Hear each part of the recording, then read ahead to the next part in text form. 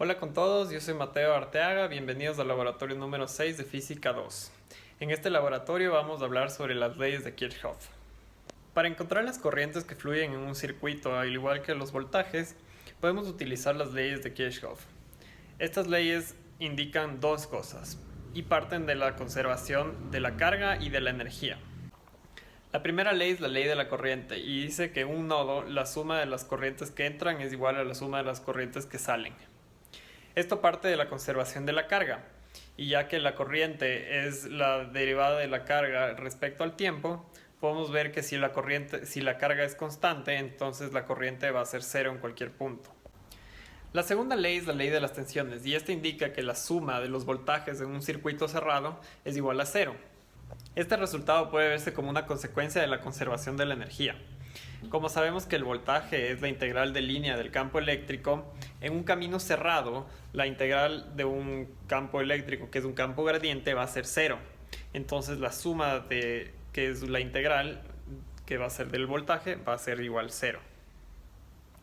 Utilizando las dos leyes de Kirchhoff, podemos analizar un circuito cerrado para poder encontrar las corrientes en diferentes puntos, al igual que voltajes en puntos como resistores o capacitores.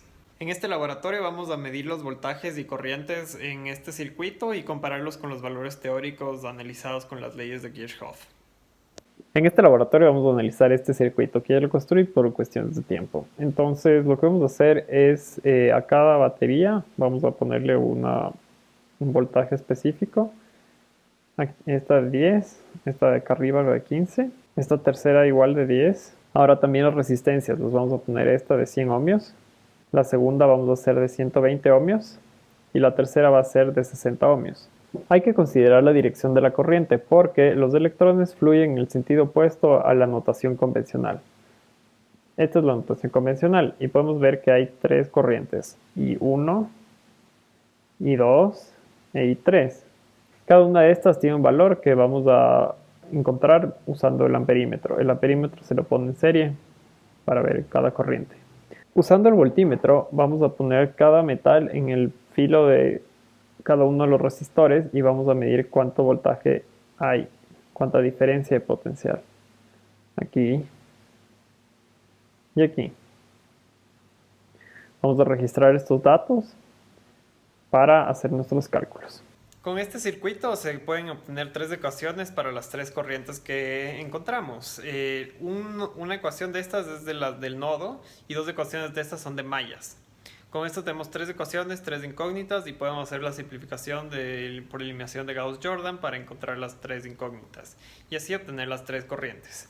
Para obtener los voltajes simplemente utilizamos el concepto de que voltaje es igual a corriente por resistencia y así obtenemos el voltaje en cada uno de los resistores.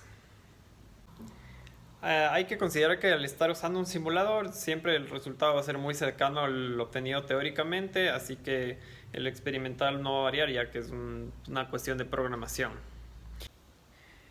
Usando el simulador se obtuvieron los valores de voltaje y corriente esperados que fueron obtenidos mediante cálculos.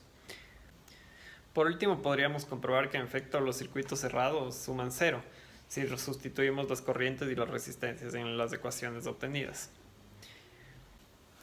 Un paso adicional que vamos a hacer es aumentar la resistencia del resistor número 3 hasta que la corriente I1 sea cero. Podemos ver que a medida que aumenta, la corriente I1 va reduciéndose hasta que llega a un punto donde se hace cero en 120 ohmios. Esto pasa porque la corriente y la carga siguen el camino de menor resistencia. Entonces, al aumentar la resistencia, vamos a reducir la corriente que fluye a través del cable, hasta que incluso si aumenta la resistencia más de 120, la corriente va a cambiar de dirección. Va a ir al sentido de menor resistencia siempre. Y bueno, eso fue todo por hoy. Nos vemos la próxima semana en el siguiente laboratorio. ¡Chao!